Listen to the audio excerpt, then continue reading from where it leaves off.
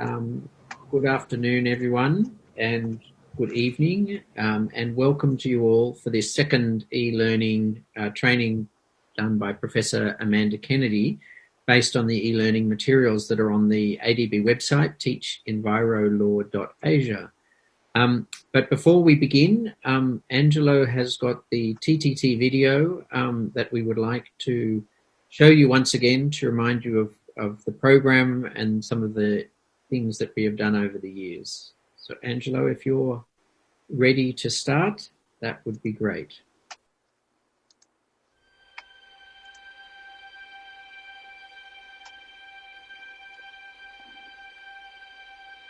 When I first heard about the TOT program, I was a bit skeptical because I thought that I'm teaching for nearly 2 decades. What else they are going to teach me? But after coming here, I'm really surprised that there are so many things to know and to learn and to adopt for myself. I'm happy to report that, ever since I came back from the TTT in Manila, the number of students has increased. The first set of students which I taught in 2015 after I came back was 4 students. And the next semester, the registration went up to 30 students. That was the maximum limit. And ever since then, it was holding steady between 25 to 30. And the students themselves came back to me and said that this is the first elective subject that they have enjoyed. I mean, the great value that I've seen of this TTT program is really the networking. They've now developed networks which have been fantastic, and they've been exposed to other environmental law professors within their region, and they're doing amazing things. What is surprising to me, it is that after the TTT, several of our professors started another group.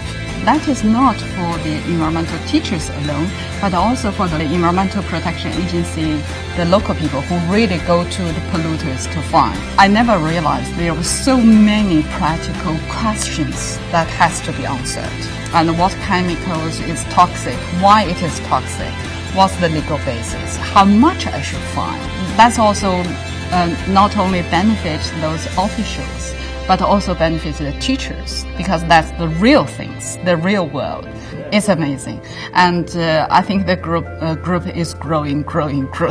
By focusing on training the trainers, we create the infrastructure to ensure that this growing demand for environmental law knowledge is going to be satisfied. I think this has been probably the biggest success that the Academy has had to date, because they've succeeded in mobilizing professors from all over Asia at a time when there's such a huge demand for improving environmental law, and yet nearly all these universities lack the capacity to be able to teach environmental law because they didn't have people who had the specialized knowledge that the environmental law field requires. After this ADB TTT program, I told my students, go to an affected area, meet the stakeholders, find out why exactly is this problem. For example, there was a lake nearby which was being encroached by a lot of illegal occupants. So 2 guys went there and met the residents. They went to the elected representatives of the municipal bodies. They went to the government officials who are responsible for protecting the natural resources. So the moment when they reached the government officials, they got a point that these students are really going to make it a big issue, and therefore the government immediately acted upon this issue, and they cleared all the encroachments and they built a wall around the lake to protect it permanently. I think this is a small victory. As a teacher, that I could inspire my students to do such a thing. The change should start from each and every one of us. Look, it's been inspirational, frankly. I've found myself totally inspired by the commitment, the enthusiasm and the capacity of the people that we've been very fortunate to locate. So we're actually building a bottom-up resource now of environmental law teachers, and to which we're adding all the new people that are coming in through the training, mixing with the more older experienced teachers in their own country, and building a whole base there to carry this work on well into the future, and which I think is one of the most exciting things of all, to see that this project has a lifetime, a longevity and a sustainability beyond the actual training.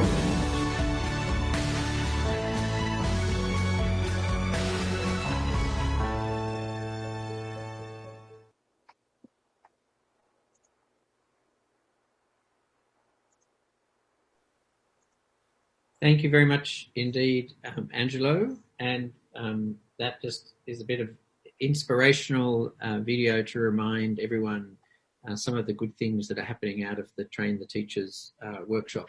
So we now move on to our speaker for this evening, Amanda Kennedy. And Professor Amanda Kennedy is admitted as a lawyer of the Supreme Court of New South Wales in Australia. She joined the Queensland University of Technology as a Professor of Law in 2019, and her research interests include land use law and conflict, environmental justice, and effective systems for natural resource governance. She's conducted funded research on these issues under the Australian Research Council grant scheme and has published her work in both domestic and international journals and books. Amanda has taught across undergraduate and postgraduate programs in natural resource governance and most importantly and more recently in animal law. She has a graduate certificate of law teaching through Monash University and has received peer recognition of her teaching practice, including the LexisNexis Australasian Law Teachers Association Citation for Excellence in Innovation in the Teaching of Law in 2014. And in 2016, she was awarded the IUCN Academy of Environmental Law Emerging Scholar Education Award. She is currently the co-chair of the IUCN Academy of Environmental Law's Teaching and Capacity Building Committee.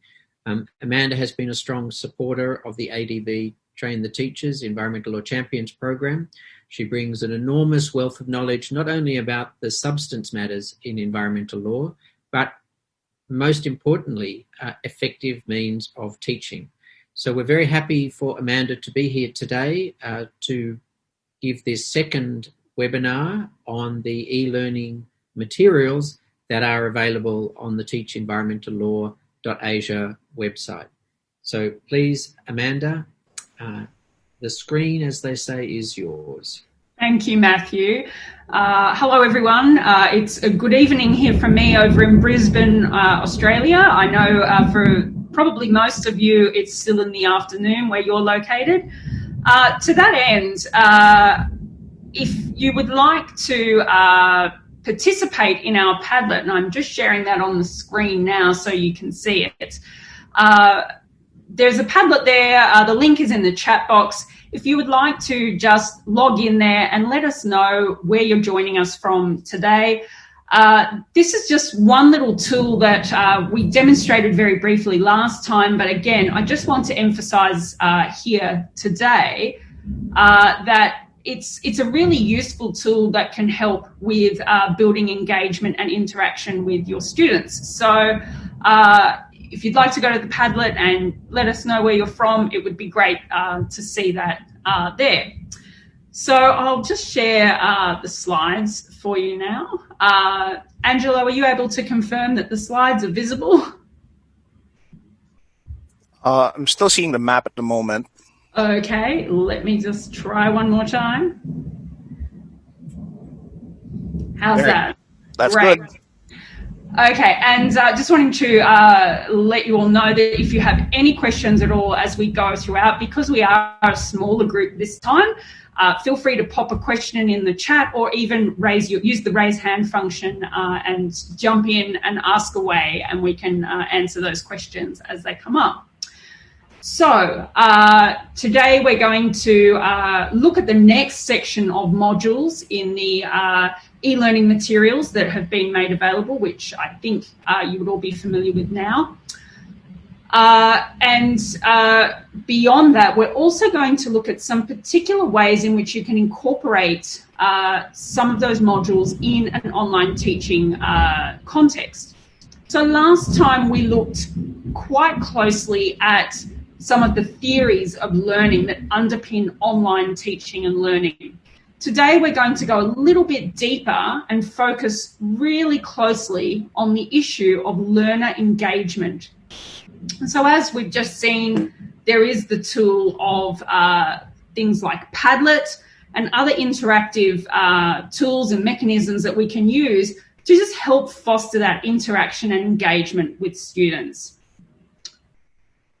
So, as I said, the overview for today's session is to briefly recap modules 4 to 6 of the resource package.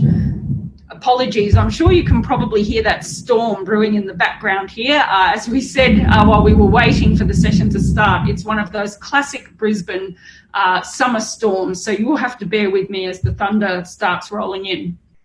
So we'll briefly recap modules 4 to 6 of the resource package. If you were here with us last time, we focused on modules 1 to 3. We'll look in a little more detail at some of those design principles for online teaching. And then we'll look quite specifically at how modules 4 to 6 could be offered in an online setting. So just to remind you, the modules that we're focusing on here today is Module 4 on sustainable development, Module 5 on the principles of sustainable use and integration, and Module 6 on intergenerational equity and intragenerational equity. At the final third seminar, we'll focus on the 4 remaining modules that we haven't yet touched on. Also, a quick reminder or a quick refresher, each of those modules on the core principles of environmental law are able to be modified for online teaching. So if you've seen those packages, you'll be aware that they come with PowerPoint slides and suggested learning activities. You can modify the slides and incorporate them either in a live podcast or other mechanisms to deliver that content online. And as we'll touch on in a little more detail later on in this presentation, the learning activities can also be modified as well. So let's touch first on Module 4 on sustainable development. So the PowerPoint slides that are in the resource package can be used to structure a brief lecture on sustainable development. And remember that those slides are entirely customizable. So this particular module opens with a discussion of the nature and the foundations of sustainable development. And it is introduced as a broad concept that is underpinned by a number of principles of sustainable development. Now, these principles are the subject of later modules. So if you don't have a lot of space in your environmental law course to really space these modules out, you might think about collapsing those principles and dealing with them in a much... Now, there are many resources available on the Sustainable Development Goals, as I'm sure you are probably aware. In particular, the United Nations website provides a whole wealth of resources that you can easily incorporate into your teaching. So if you haven't looked already, the modules do contain some suggested links as to resources that you could include in your teaching. So this module opens with a discussion of the nature and the foundations of sustainable development. We consider how the broad concept of sustainable development has evolved, and we look at both soft law instruments along with treaties and decisions of international courts. We then focus also on the present status of sustainable development, noting that the Sustainable Development Goals are not legally binding, but it is emerging that sustainable development has been recognised in a number of treaties and international agreements, as well as international cases. And finally, the module focuses on the 4 central recurring principles of sustainable development, including sustainable use, the principle of integration, and intergenerational, as well as intragenerational equity. As I mentioned just before, it may be the case that you need to collapse discussion of each of those principles into the one teaching lesson. Module 5 in this course focuses further on unpacking the elements of sustainable development that were introduced in Module 4. So this particular Module 5 deals with the first 2 of those, principles of sustainable use and principle of integration. So sustainable use, as you would be aware, underpins sustainable development and is concerned with the rate of use or exploitation of natural resources. We look at the origins of the principle in the idea of permanent sovereignty over natural resources before we look at the parallel emergence of the concepts of sustainable use and conservation. And the resource package acknowledges the tendency for instruments to confuse terminology, as well as some of the broader debates over whether conservation is inclusive of both resource protection and sustainable use. So we look at a number of the key instruments, including the 1992 Convention on Biological Diversity, and really explore some of those tensions between consumption and conservation. The second part of the module then looks at the principle of integration, a very well-established principle of environmental law that also underpins sustainable development. And this, of course, is the principle that provides that states should integrate economic, social, and environmental considerations in developing and interpreting environmental obligations. So this sub-principle rounds out Module 5. And then we turn to Module 6, which is focused on those principles of equity. Here, we're looking at promoting an understanding of intergenerational equity and intragenerational equity, beginning with foundations in cultural and religious traditions and looking at how it has evolved into modern legal systems. The definitional distinction is made between inter and intragenerational equity, and that is explored in some depth in this module. We look at the elements of intergenerational equity and some of the normative principles, including that each generation must conserve options or the diversity of the natural resource base, that each generation must maintain the quality of the planet, and that each generation should provide its members with equity, rights of access to the legacy of past generations and conserve that access for future generations. So we look in some detail at the rights and obligations and the fact that there's no rule as to how each generation should manage resources. So there's quite some theoretical concepts and discussion that is explored here. So that is a very quick overview of the content of the modules. Our focus here tonight is not necessarily on unpacking those modules in terms of content, but how you might teach them and incorporate that material in an online teaching environment. So what I'd like to do now is a quick check-in in terms of how you as individual educators feel about online teaching. Now, last time we explored online teaching, we looked at how online teaching has become, particularly since COVID, almost the norm for many of us at our institutions. So another engagement tool that we're going to come back to a few more times this evening is Menti Meter. Now, I'm sure that some of you have already experienced Menti Meter in your own teaching practice, but again, this is just a little taste test for you to experiment with it if you'd like. So as you can see on the slide there, if you've got a browser open, perhaps on your phone or on your computer, you just need to visit www.menti.com and then you enter the code that I've got there on the slide. You don't need to enter the spaces, 3373925. And all you need to do is tell me how you're feeling about online teaching. Are you excited? Are you anxious? Or are you indifferent? Now, this is a pretty benign sort of question to ask, although it is interesting in a group of educators, I guess, to poll and to determine how you're feeling. But what I'm hoping this demonstrates to you is the potential that you have to use this polling in your own online teaching or even in your live teaching practice as well. So again, this can provide an opportunity to check in with your students. And it's really valuable in the online setting where we don't necessarily have the benefit of some of those social cues that we would have if we had students physically present in the room with us. So I'll just see if it will allow me to share how that poll's tracking at the moment.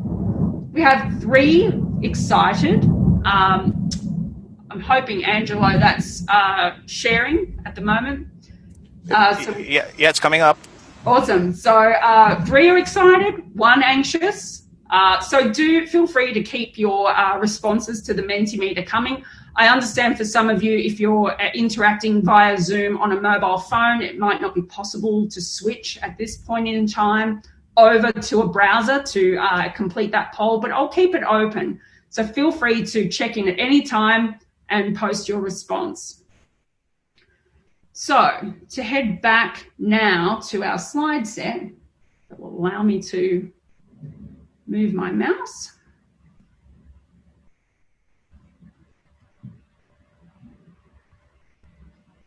Okay.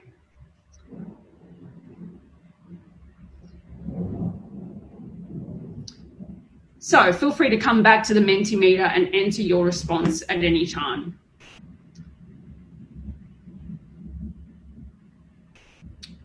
So we talked last time about online teaching as a pedagogical approach, pedagogy being the method and practice of teaching.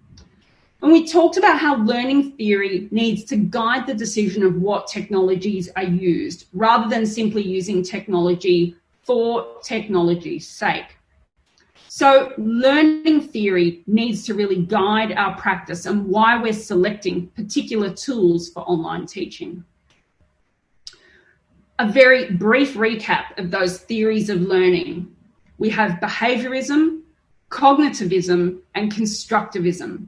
And these theories of learning should guide our selection of particular tools and mechanisms for online teaching. So these theories describe how learners acquire knowledge, and they exist on somewhat of a continuum which moves from very passive forms of learning to very active and facilitation style mechanisms of learning. And so their appropriateness depends on what learning objectives you're trying to achieve. So behaviorism, for example, sees knowledge acquired from low-level stimulus response tasks.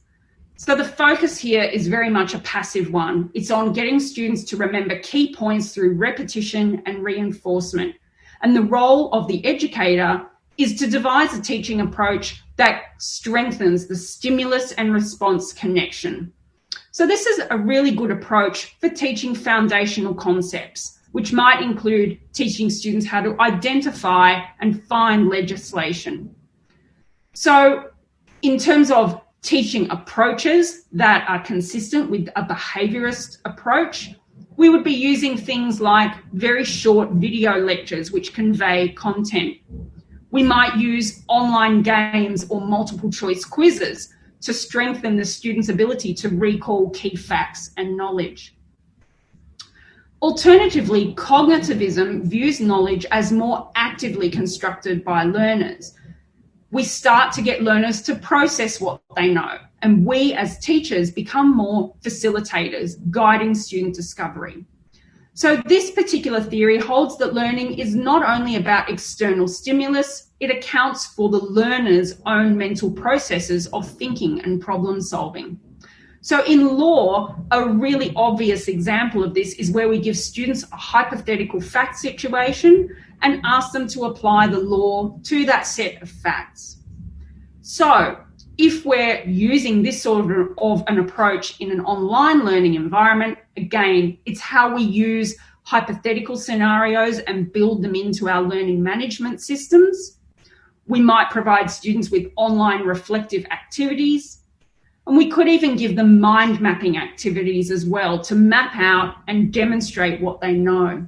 And some of the learning activities I'll touch on in a moment really pick up on this cognitivist theory of learning. Now, finally, constructivism views knowledge as constructed through interactions within a knowledge community. And it holds that our students collaborate and co-develop knowledge together. So it is really contextualized by learners. They bring their own experiences to the table, and they might be required to consider all of the information and then propose their own solutions. So in law, we see this constructivist approach where we're asking students to analyse and devise law reform solutions, for example. So in terms of learning activities that fit within the constructivist paradigm, we're talking about things like student-led discussion forums. We might be looking at students to initiate and develop their own content, perhaps a video or a presentation. And it's also evident in simulations and role play activities, where students have the opportunity to participate in a real life, authentic learning scenario. So we did go through those theories in some detail last time. I just wanted to recap them now so you can keep them in your mind as we work through some of these learning activities that come out of modules 4 to 6. So let's look at the learning activity proposed for module 4 first. The suggested learning activity for module 4 takes the form of a guided research activity based upon students assessing the potential effectiveness of the Sustainable Development Goals in light of their legal status. So a guided research activity is a really useful task to set for law because simply memorising facts is generally not going to be sufficient in practice. So a guided research activity really moves students into the realm of understanding and applying the law to a given scenario, and even advancing them further into that constructivist zone where they need to think about how effective it is and what changes they might propose. Now, a guided research activity doesn't send students out without any sort of framework for the activity that they're undertaking. We want to make sure that students are developing research skills, that they're learning the right way to gather and evaluate and report on their findings. So by making it a guided activity, you're scaffolding the learning and helping students to develop those skills. So what makes this a guided research activity? As you'll see in the learning activity, there are some suggested readings that students can access before class. There are some suggested questions that you could pose before class or during. So in this way, the activity is guided because you're setting the parameters for what resources they should be accessing, or you're guiding them towards a specific question that you want answered. So the more probing and direct those questions are, the more you're helping students put some guidelines around what it is you want them to research. Now, the aim of this activity, as I said earlier, is for the students to explore the nature of the Sustainable Development Goals and to think quite critically about them. They need to think about implementation, particularly in their own domestic context. So some of the prompts that you provide students for this learning activity could be around the recognition of the Sustainable Development Goals in your own domestic context. If you wanted to escalate the task to something more challenging and complex, you could simply remove the recommended resources or make the question more open-ended. Now, how do we go about running this sort of activity online? If I were to run a guided research activity online, I think the best way in terms of enabling students to get the most out of it is to provide a lot of that material up front, almost like a flipped classroom experience. So you wouldn't be taking them through it in a live lecture. You would be providing them with the guidelines and sending them off in their own time to undertake the research. Now, in terms of presenting that research, there are a number of ways that you can do it. But for me, I think the preferred mechanism would be to utilise an asynchronous discussion forum. In that way, students will take the time to think about what they're posting, and it opens up the opportunity not only for instructor feedback, but for peer feedback. Online discussion forums can be used to capture lengthier responses, to test more complex cognition on the part of students. And as I said, it can also incorporate peer review and even self-review if you wanted to go down that path. Now, I think asynchronous discussion boards sometimes are an underrated learning activity in the online context. It can actually be a form of socially mediated learning which promotes student reflection and active discussion. Even simply reading other students' posts has been demonstrated to have boosted learner engagement with the content and improved learning outcomes. However, there are some rules that you should think about when you're implementing a discussion forum, and I'll come back to those later on in the presentation when we talk a little bit more about learner engagement. Moving on to Module 5, a case study debate. Now, again, this one is based on the principle of integration and provides an opportunity for students to explore the nature of integration through a real-life case study that weighs up a conflict between environmental protection, economic development, and social equity. Now, this case study draws on materials that are available at the GALA website. GALA is an online repository at the University of Michigan, and it presents detailed case studies on contemporary sustainability issues that you can use in your own teaching. If you haven't looked at the GALA website, I would definitely encourage you to do so because the resources are fantastic. However, they are based largely, and certainly the one that I've suggested here, is very much based on the US context. Having said that, you might be able to use this as inspiration for developing your own case study. It's a really great structure, it's very detailed, and I definitely recommend it. If you're not able to incorporate it in your own teaching, definitely use it as inspiration for forming your own resources. So the Colorado case study that I've suggested there is very lengthy, and I would recommend once again that this is a flipped classroom approach. In other words, that you provide students with the relevant materials from the case study in advance. You could incorporate it as a short presentation, but ultimately I would recommend the students be reading the materials in their own time, and then you use the in-class time for more interaction and active learning. Now, the case study here proposes a debate. So there are 9 particular stakeholders in this debate that want to come and present their point of view. So in the pre-reading, the students could be given one of those particular stakeholder perspectives. And for those of you who've participated in the TTT program in person before would remember, we have done similar sorts of role play activities there.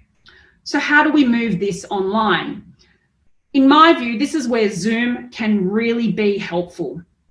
You can use breakout rooms in Zoom to put students in their small groups, and by appointing a facilitator to make sure the conversation flows freely and smoothly, you can make sure that every stakeholder has the opportunity to present their views. You can incorporate live document editing, so Google Docs or Office 365, and you can appoint one student as a rapporteur who may not only keep a facilitation role for the conversation, but who can also summarise and report back on the outcomes of the debate.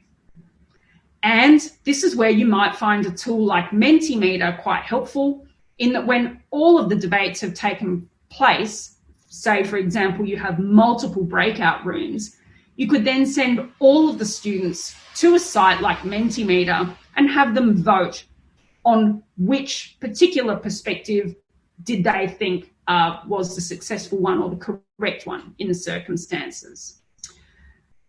So I think if I were to deliver this online as opposed to in the physical class setting, using multiple tools like Zoom and Menti Meter to capture perspectives would be a really active way of delivering that content. And Module 6, another brainstorm and debate. This learning activity is quite brief for Module 6 because there's a massive volume of content in this particular module. So the learning activity is in 2 parts. First of all, there's a brainstorming activity and then a debate.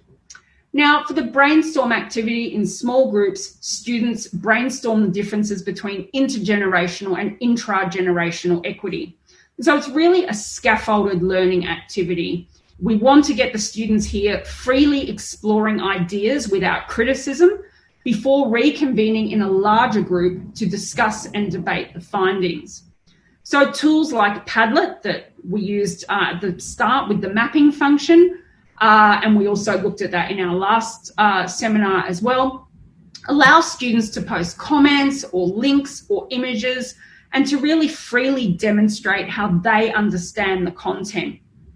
An alternative option here would be to use Menti Meter and in particular the word cloud function, which we'll have a look at in a moment, It allows students to input key terms, and it creates a visual representation that highlights or really hones in on what the key concepts are.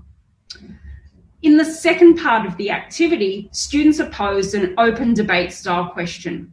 Should intergenerational equity be achieved at the expense of intragenerational equity?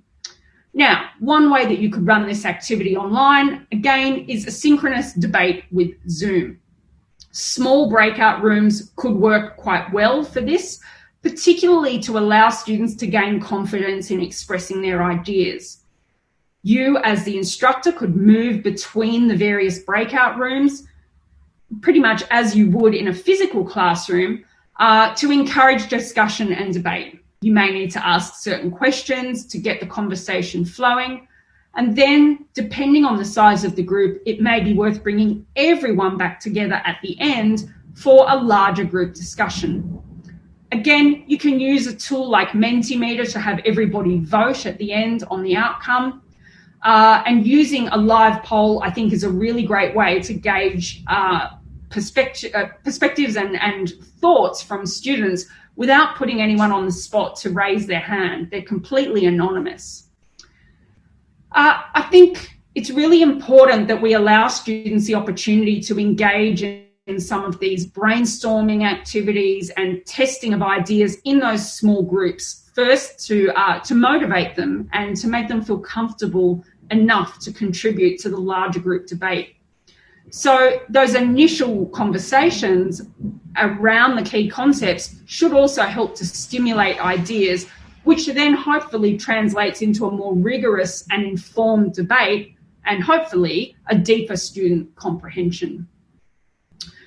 So that is a very quick run through of the 3 modules and their learning activities and how you might translate them to an online learning context. So I promised at the end of the previous seminar that we would focus a little attention this time on the issue of student engagement. How do we engage students in online learning? Now, I'm going to put the spotlight back on each of you. We're going to go and do another Menti Meter poll. This time, what I'd like you to focus on is what does student engagement mean to you? Now, I've suggested there you could just type 1 or 2 words, but feel free to go crazy. Type as many words as you like. What I want to know from you is, what does student engagement mean to you? Does it mean that students are enthusiastic? Does it mean that they are involved in learning online? Does something like quizzes or online discussion, does that mean student engagement? Does live seminars encapsulate engagement? Don't think too much about it. Just pop down whatever jumps into your head as something that you think generates student enthusiasm in online learning. And hopefully, if everyone posts a couple of words each, we'll have a fantastic visual representation of your responses. So I'm just going to share the screen so you can see what this looks like. So I'm hoping I'm not telling you something that you already know to death, but this is what we call a word cloud. And a word cloud is just another great visual representation of how we can get students to engage with content. So we've had someone type in recitation. Feel free to keep those words coming so we can get a sense of what you think student engagement means. Great. This is looking good. We'll come back to this as the word cloud builds, and hopefully by the end of this evening, we'll have a great little visual representation of that. But do feel free to experiment with that in your own teaching as well. I'm sorry, it just takes a few minutes to move between the screens here.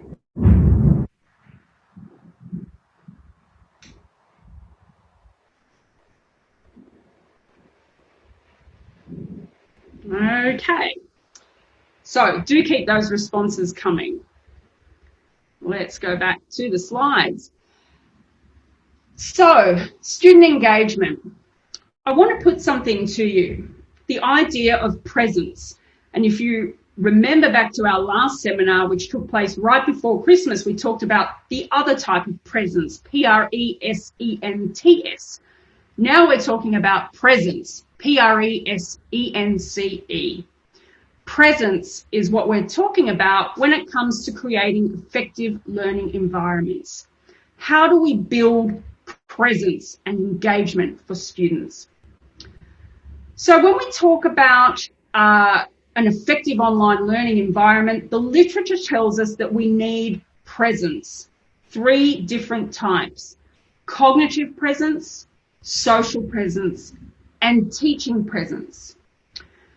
So you might be wondering, well, what do each of those terms mean?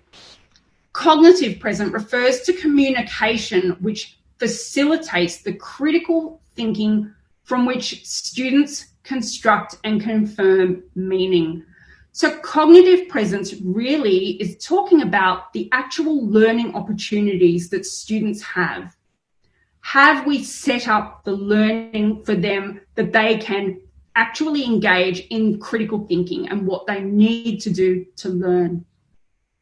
Social presence is the extent to which participants identify with a learning community and develop those interpersonal relationships and their ability to basically be themselves. Can they identify with a community of learners?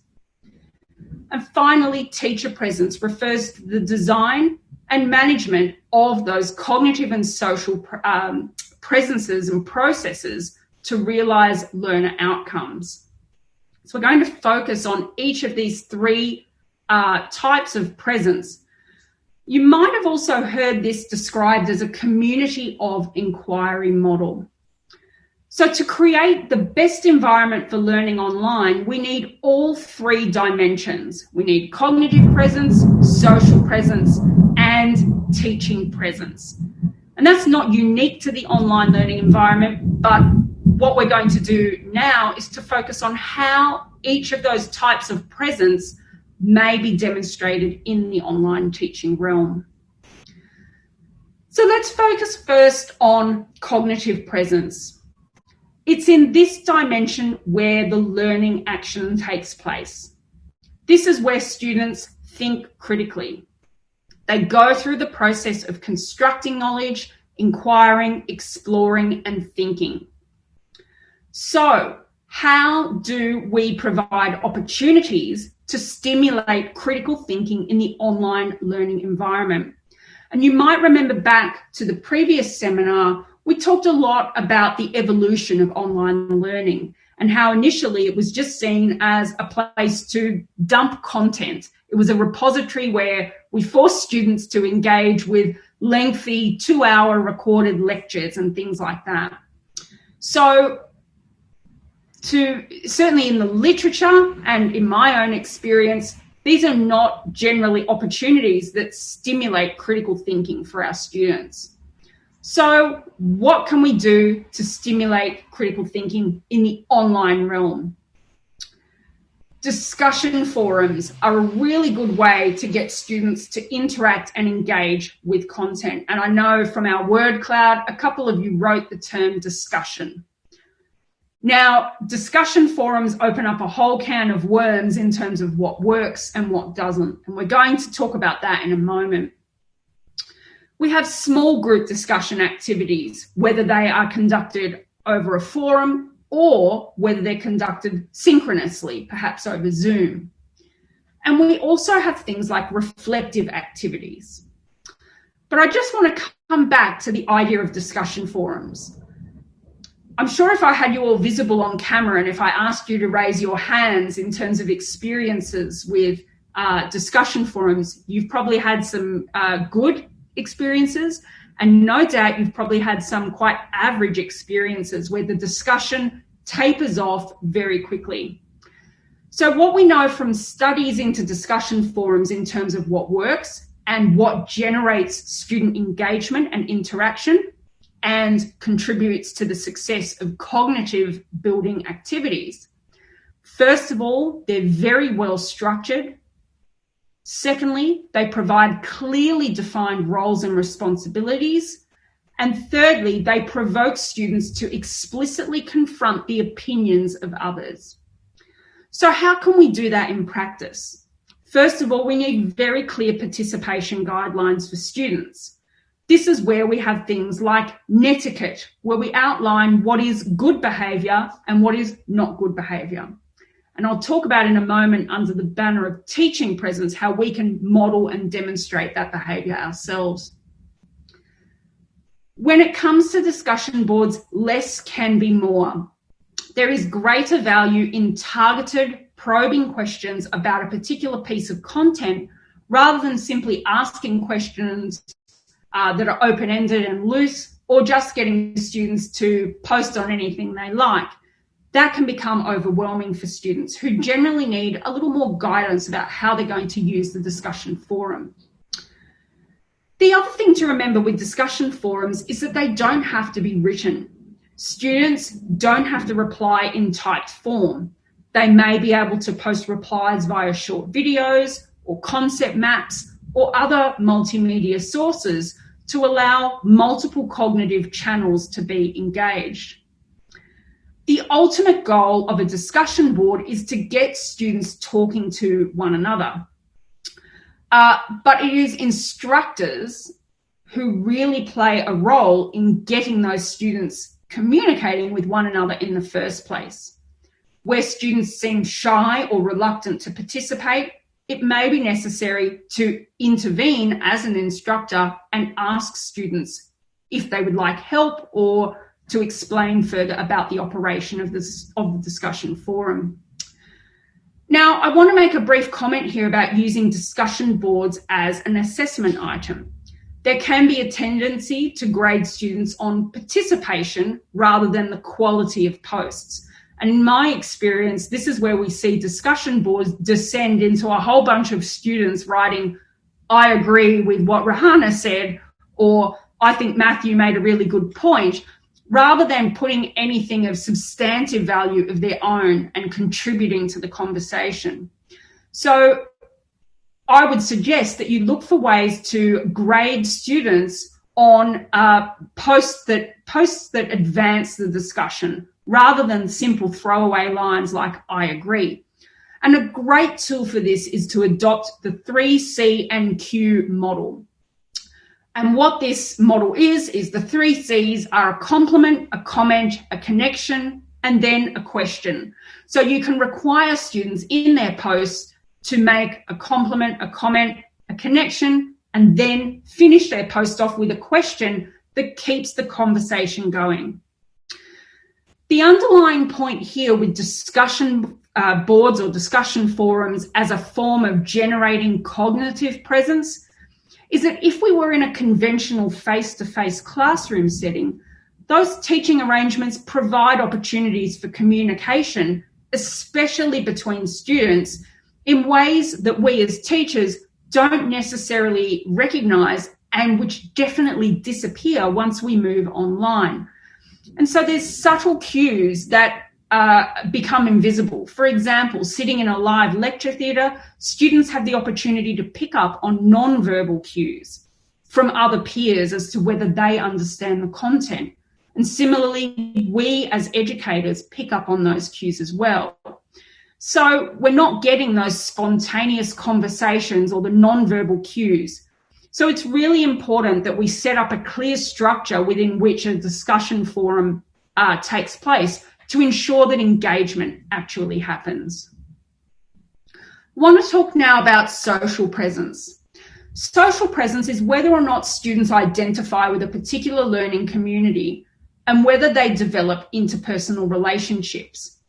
Now, it probably seems quite obvious what the various tools are that can build social presence. We have, again, discussion forums, we have collaborative learning tools, social media, blogs, and even file sharing systems for students to share resources. But how, within those tools, or what techniques do we need to use to foster that engagement? I noted in the previous discussion on cognitive presence, when we're using discussion forums, it is vital to lay those ground rules of interaction. What rules apply to posting, How should students engage with one another, and what should they say? More importantly, though, is the need to normalise and open up possibilities for students to interact with each other on a more social level. So encourage students to post, as a minimum, an introductory post about themselves. Use personal profiles, use photos as an icebreaker. Ask for students to reflect on what they like to do in their social time. You should try to encourage students to incorporate their experiences, their feelings and opinions, and this can help students to also reflect on prior knowledge. I just wanted to share with you very quickly a tool that I've used, again using Padlet this time, to encourage students to interact in a course on animal law. Sorry to bother you, Angelo. Are you seeing the Padlet on the screen? Yes, we are. Yes, we are. Mm-hmm. Yeah. So as you can see here, all we did here was ask the students who were studying animal law to post a quick picture of their pet or an animal that they interacted with regularly.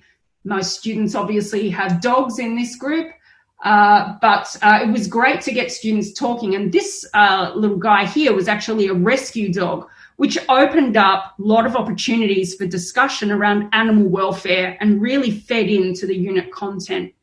So I just wanted to give you that quick example of how you can use a social media platform or another collaborative learning tool to get students to bring a little piece of themselves to the learning. We can also, again, allow students to use video and to show a little bit of themselves and to bring that level of individuality there. And this is really important if we don't offer opportunities for synchronous learning in the online context. So the last aspect I want to reflect on in the minutes that we have left is this idea of teacher presence. Now, arguably, this is actually the most effective method for engaging students. And teacher presence also brings together cognitive presence and social presence, because without teacher presence, we can't have these other types of presence being encouraged and integrated. So teacher presence in the online realm requires demonstrating that the instructor or facilitator is there or has a strong function in the learning process, and that simply because they're not there physically, they still have a key role to play in guiding and facilitating learning. So how does a teacher demonstrate presence? Well, from the outset, posting introductory discussion posts and videos, addressing students individually by name, learning about their backgrounds, regularly initiating and contributing to discussion boards, participating in synchronous sessions, discussion threads, and also providing video or audio feedback on assessment tasks can help humanize the lecturer, remind the students that we are actually a live human being, and build those direct and intimate connections between instructors and students.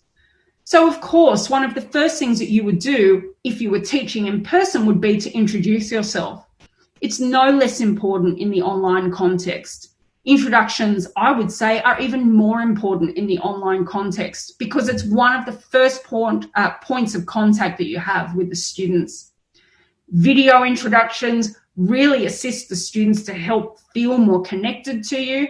And again, let them know that there's a real live human being at the other end of the camera. Research shows that videos improve student engagement time and time again and improve positive student perceptions of you as the instructor. Another one that I've mentioned there is using video or audio feedback rather than handwritten comments or typed comments on student assessment, particularly if you have the opportunity to use a tone of voice that conveys a sense of encouragement. It can be delivered through digital marking software platforms, again, to add that more personal touch. The key to achieving teacher presence in e-learning is to use digital tools in ways that communicate enthusiasm and interest in the subject matter, and which creates an environment that's comfortable and non-intimidating for students. So you could use phrases like, Angelo, Matthew has provided a compelling counter-argument here. What do you say to that? And that would identify areas of disagreement or consensus. You could thank students for their contributions, set the climate for learning. For example, a comment like, don't feel self-conscious about thinking out loud on the forum. It's a place to try out new ideas. Or, I think we're getting off track here, if you need to bring the conversation back. Again, these are tactics that you would be familiar with in the face-to-face context. They're no less important in the online context, but it's how we deliver them that's important. Now, in view of all of that, some have argued that online teaching is more demanding on the lecturer because they're required to engage in greater levels of interpersonal communications than they would in a face-to-face setting. But I would argue that these interactions are not necessarily any more time-consuming than activities that we undertake in person to demonstrate care and respect for students and enthusiasm in the subject matter.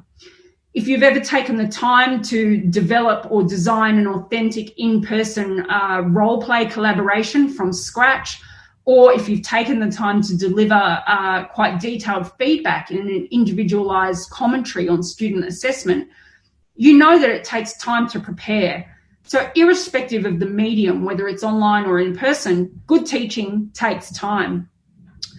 However, having said that, online communication does remove the typical boundaries that are imposed by a physical classroom. And that does make teachers accessible at any time. So I have found that it's really important to set very clear expectations around communication, including times of availability and expectations around response times to any questions. And that can assist in minimising encroachment into your own time. Further, and particularly with more constructivist learning activities, there can be a tendency for us as educators to want to jump in and provide guidance. Remember that with some of those deeper learning activities, we're trying to get students to direct their own learning. And so there could be a tendency to over-service students. So again, remember to articulate expectations around what students need to do and empower them to self-regulate their own learning. So I can see that we're coming up close to time, and I'm sorry to go a little bit over, but I wanted to leave you with this quote from Emerson. The great teacher is not the man who supplies the most facts, but the one in whose presence we become different people. Now, I'm sure when that quote was stated, it was definitely with in-person teaching in mind, but it applies equally to the online teaching realm. So we're looking for ways that we can build that engagement with students and encourage them to interact with and to really go deep into the learning. So I'll just stop the screen share. I can see that there have been some questions coming in, so I'll just see if I can open up the chat box. But in the meantime, Matthew, I'm happy to hand back to you while I catch up with the chat. We've had people adding the comments in there, I can see, from Menti. Okay, so happy to take any questions.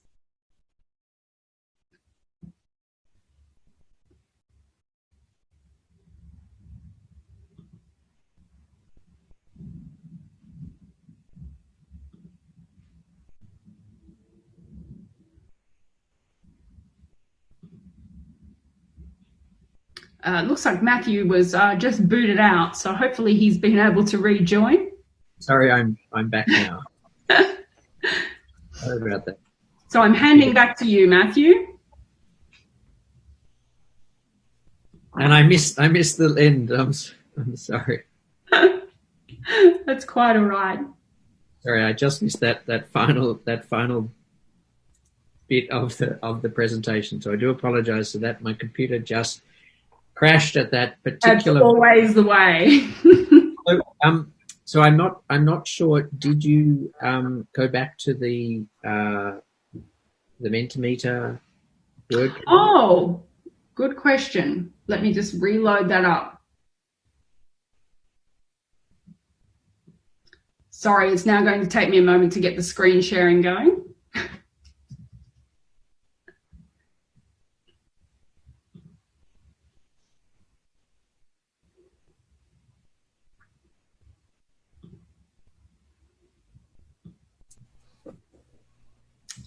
Oh, sorry, it's opened the wrong one. But feel free, if anyone has any questions, you can enter them in the chat box.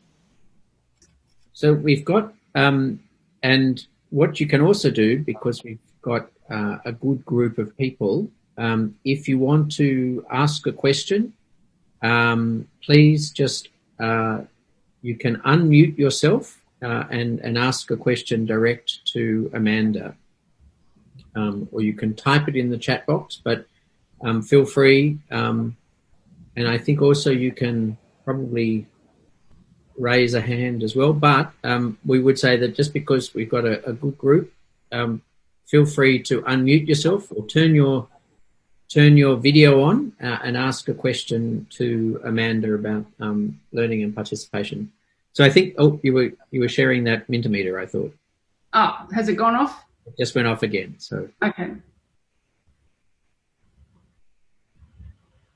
There we go.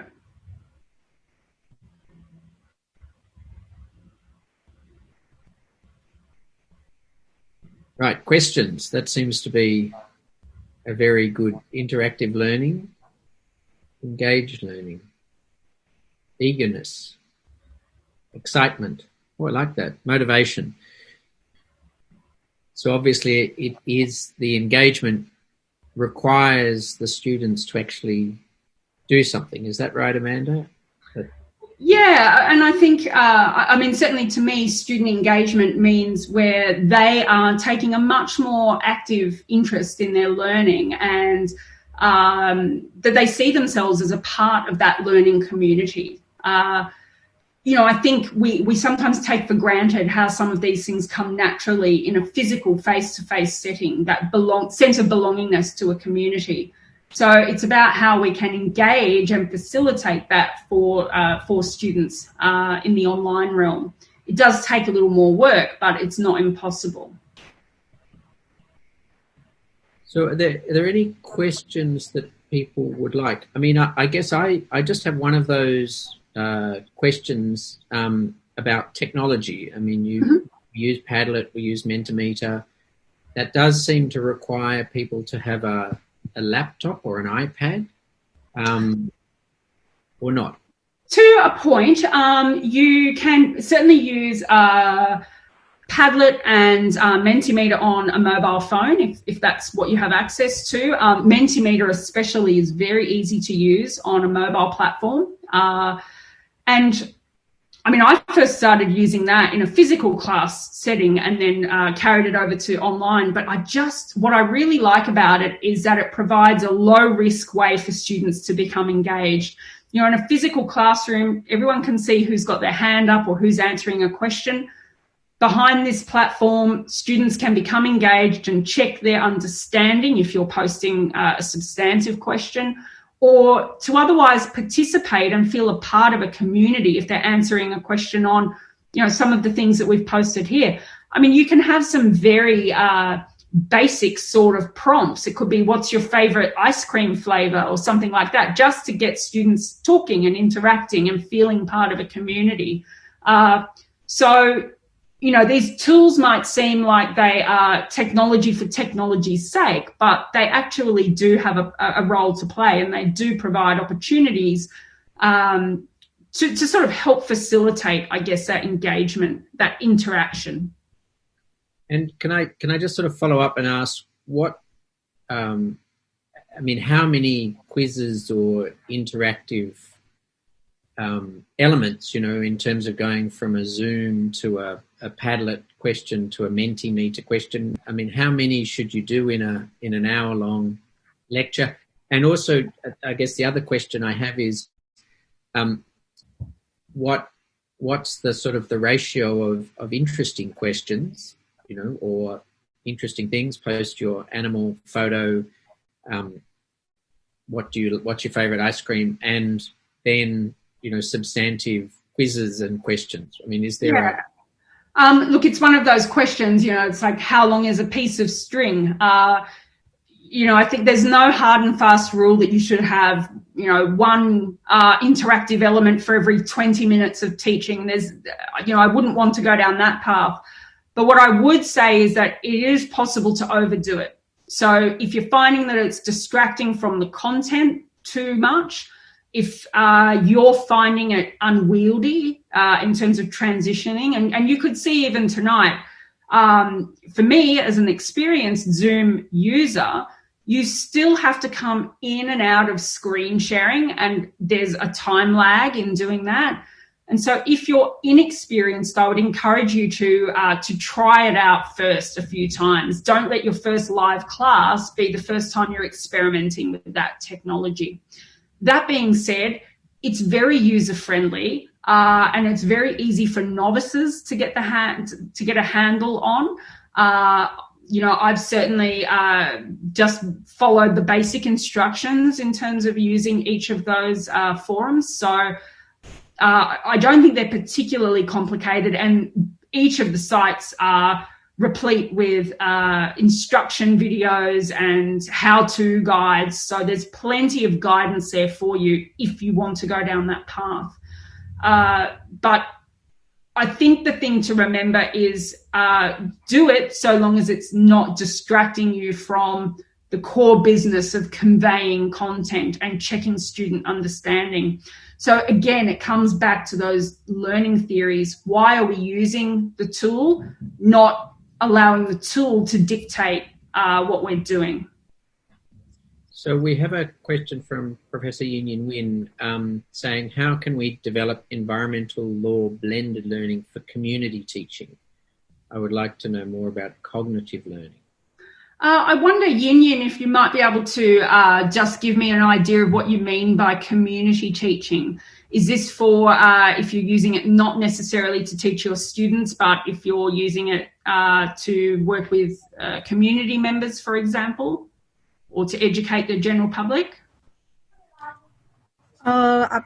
Professor, I would like to give training for community people in Intergenerational about environmental law.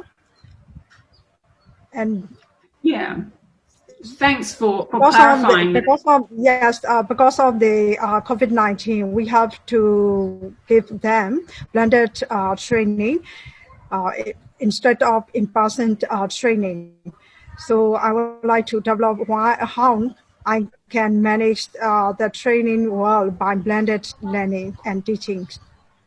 So I would like to know your idea. Yes. Thanks, Yin Yin. That's a really good question. And it's not one I'm afraid there's an easy answer to, but I would be guided by the KISS principle, keep it simple. I think when we're talking about community members and community groups, there's going to be a wide range of experiences when it comes to learning, and particularly online learning. You will have people that are quite capable using technology and others who have never had to interact with it before. So the underlying or guiding principle should be to keep things simple and as accessible as possible. I think it's really critical to understand what platforms they're able to access. There's no point investing time in developing really fantastic resources on a learning management system if that's not something that your audience can interact with. So it might be the case that you need to look at very simple platforms for delivery, even just websites, even social media. But having said that, there are a few tools or platforms that I would recommend. If you have access to the Office suite, the Microsoft Office suite, there's a great tool in there that we actually had an example of last time, which is Microsoft Sway. So it's kind of like a really interactive PowerPoint file where you can just put images and text and videos, and you send people the link and they just simply work through the content like they're reading a book almost. It's very user-friendly. It's very easy for you as an educator to use. They don't require any particular software or anything to run it. They just need to be able to look at a website, which they could do on their phone or on a computer. So as long as you have access to the Office 365 suite, you can use Microsoft Sway as a tool to really develop very nice looking content that's not too difficult to do. And the underlying principle there is really one of keeping that content simple and structured and scaffolded so that they can work through each aspect in a sort of linear fashion. We really need to put extra effort into scaffolding and taking our learners on a journey in the online realm. I'm not sure if that answers your question, Yin, but hopefully that gives you some ideas. Yes, I can. I got a lot from your answer. That yes, I got it, and I will use it again in my training. Yes, thank you, Amanda. Thanks, Yin. And I can see that Melanie's just posted a follow-up. Would it help if you sent an instruction manual to the community? Absolutely. Probably just to reiterate there, though, even before you were sending that instruction manual, if you can gauge from the community what their experience is with accessing online content, it doesn't even have to be certain platforms. Like, I think I would just ensure that A, they have reliable internet connectivity, and B, what can they access websites as a bare minimum, and that should guide you as to the level at which you should be developing that content. As I said, there's no point going down the path of quite advanced learning management systems or Menti Meter polls or things like that if that's not what your learning community will have had experience with. That said, there's no reason why you can't experiment and engage with them on that level, but I think always the guiding principle should be to keep things simple at the outset. And I guess that sort of two lessons. One is you should engage, or you should try and understand the capacity, technology, and otherwise of your students in any teaching environment, whether it's professional or academic or community based. The second, I guess, is also trying to share your drafts with friends and colleagues who may be able to then provide some feedback. I know that academia often the first time you share your presentations is often with your students. But I know when we conducted the India ETTT, we brought some curriculum and development, and we discussed how best to engage the students, and they had the academics there had some very, very interesting suggestions, everything from Facebook and Instagram posts and challenges, and it was interesting because when academics were sharing their experiences of technology, a lot of people said, "Oh, I haven't done that before. That seems to be an interesting thing." So I presume both in terms of technique and content. Yin as well, perhaps, we could try to help identify, if you have some topics, what a good, maybe there's some academics that have already or presented to communities so that they've got some materials that you can use or ideas that you can sort of see how they presented. Yeah, absolutely. And that's the importance, I guess it underscores the importance of these networks like our Teach Enviro Law Asia network and beyond for getting that feedback, because no doubt someone else has had the same experience or has had to be in the same environment. So definitely using those networks to get advice and assistance. Yes, thank you. Yes, I got it. Yeah.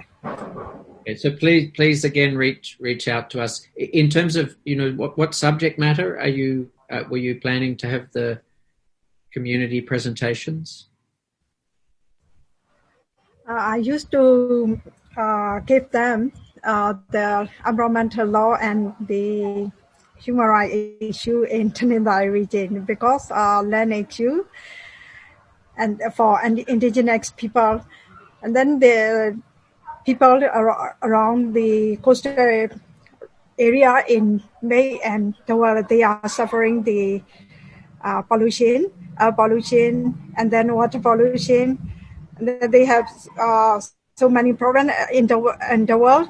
The local people are suffering about the palm oil trees planting by crony, and then for mining issues. So I used to give them the training for community people. Yes.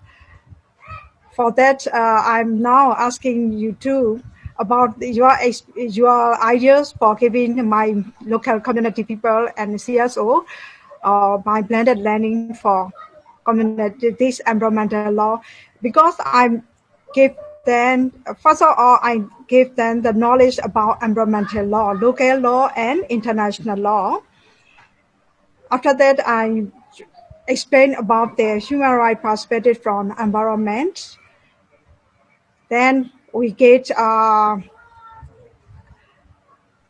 case study happening in their area, I mean for the Nanda region. Mm-hmm. And then we gave a small group discussion, and then we went field trip like ADV gave me in TTT training. So I got a dev world from TTT training.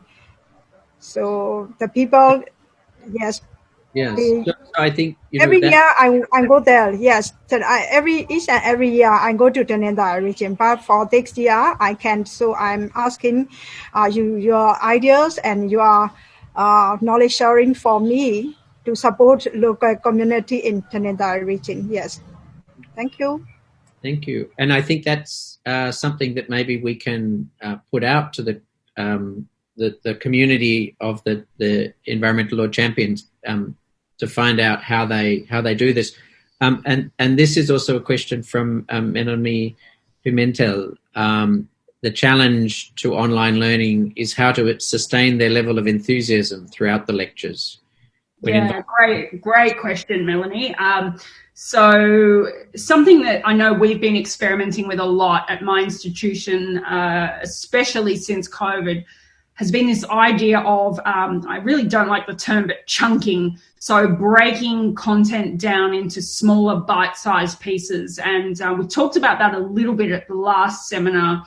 All of the evidence says, and this is applicable in the face-to-face setting as well, but all of the evidence says that, cognitive overload sets in around, that 20-minute, even 15-minute mark. So the ability for someone to sit there and sustain a 2-hour lecture in person is hard enough. Online is really quite difficult because it's just, there's so many competing things for attention as well when we're watching something online. And I know that we're now at the 1 hour 20 mark, and I'm acutely aware that I'm contradicting myself by going on for this long, so short and sharp. So when we're delivering content, the smaller you can break things down, the easier. Now, that's not to say you couldn't do a 2-hour lecture, but providing those opportunities for students to pause the lecture, having those natural pauses or breaks where students can stop, do an activity, or go and interact with some other material. And the second part of your question there around videos is a really good one. So something we'll explore a little more next time is that actual design. How do you set up an online class and how could you scaffold it? And the best evidence available at the moment really sort of hones in on that idea of chunking content down, breaking it up, making sure we're not overloading students cognitively, but that we're also giving them opportunities to engage multiple mental channels for learning. So a short video followed by some reading, followed by maybe a YouTube clip or an audio clip, coming back to another short video, just helps to keep things moving, and then interspersing it with short learning activities as well, whether it's a quiz or something else, can help sustain, as you ask, sustain that level of engagement. And then in terms of replicating field experiences, that's definitely a tough one. there are so many videos available. I think what we could probably try and do is put a call out on the Facebook group, I think, for people to post their best online documentaries and things like that, that they incorporate in their own teaching. I know there's plenty available online, and that's, I think, one of the benefits of environmental law compared to, say, other topics of law where you don't have that wealth of material available. There are so many. Sorry? Tax law. Exactly. There's not a lot of great video content available for tax law. But environmental law, unfortunately, it's not usually reporting happy news, but there's plenty of really rich digital media that we can tap into to help, diversify the cognitive experience for students. So I think probably putting a call out in the Facebook group for people to share good resources. I know one that is recommended, and Melanie, if you haven't done so already, if you go and have a look at those resource packages for the different subjects, there are suggested videos along the way. And so for the intergenerational equity content, for example, there's a short video from Tony Oposa, of course, a great advocate and someone who has written extensively on this point, but a video from him talking about the miners Oposa case in the Philippines. Like, what a fantastic experience for students to hear from the lawyer himself who initiated those proceedings or who was involved in those proceedings. So there's plenty of content out there. I think using that network to tap into it is great. Beyond that, there is also the potential to experiment with virtual field trips as well. Even at the most basic level, using something like Google Maps. And if you haven't tinkered around in Google Maps, I would encourage you to do so. You can actually set up virtual field experiences, which take students on a sort of flyover of different sites that you might want them to have a look at. So again, we can call out on the Facebook group for examples of that. And I know I can think of a few that I can post up there. But again, it's not the same as being there. But I would say that for many of us, it's not possible ordinarily pre-COVID to have visited certain sites internationally. So I think the online realm actually opens up the chance for us to take students to so many other locations that wouldn't have been feasible even in a non-COVID world. But certainly now, while we're much more constrained in travel, the digital world offers us a few ways that we can still give students some experience of being in a particular place. So I'm aware of the time. If there's any further questions, you feel free to turn on your camera and ask any questions of Amanda. And I think we've got some ideas to go forward in terms of, trying to identify some practical resources for teacher. I know that I think one of the things we often is forgotten is just how busy academics are and how much time it takes to put together a course and modules and learning outcomes. And so sharing is always valuable, but also academics, having spent all that time, may not want to give away all of their presentations for free. So there is that challenge there. So, but on that note, I really would like again to thank Amanda. You've survived the thunderstorm in Brisbane. Yes, the rain is clearing now. And may I also thank all of our participants again for being with us and sharing your experiences. We will be conducting the third seminar in 4 weeks' time on Tuesday, the 23rd of March at the same time, and that will be the third and final examination of these e-learning modules. I can also tell you that Amanda is currently doing a second set of e-learning, and once that is developed, then we will also be developing some modules and some training opportunities to learn that. But can I also thank Amanda? Not often the lecturer gets the applause, but thank you very much Thank you, everyone. Thank you, everyone, for joining us. And please stay safe and take care. And we look forward to seeing you online again in the next 4 weeks. Thank you very much indeed. Thanks, Angelo. Thanks, Amanda. Bye-bye, all.